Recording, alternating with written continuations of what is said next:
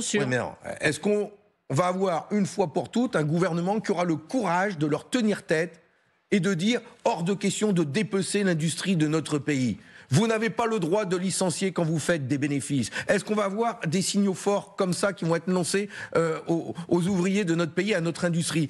Regardez le texte de loi que nous déposons avec mon collègue Yannick Monnet à l'Assemblée nationale, visant à interdire les licenciements boursiers dits abusifs, avec ces entreprises, ces grands groupes qui versent des milliards d'euros de bénéfices, qui ont touché de l'argent public et qui, comme ça, sans aucune entrave, peuvent fermer des usines et les délocaliser en Pologne ou ailleurs.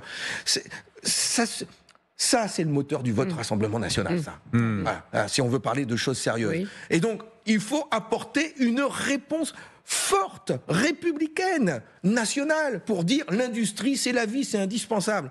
Monsieur Bayrou peut avoir les meilleures intentions du monde, il ne reconstruira pas la France dans une France sans usine. Il ne reconstruira pas la France dans une France où il y aura 4 degrés de plus. Il ne reconstruira pas la France dans une France sans service public. Et c'est ce à quoi nous l'appelons, nous.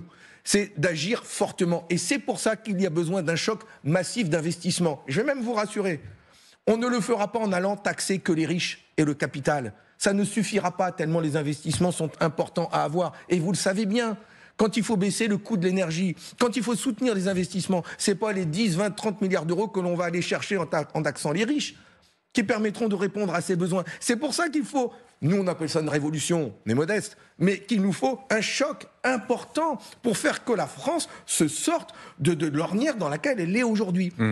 Et donc, qu'importe les noms, nous voulons des solutions.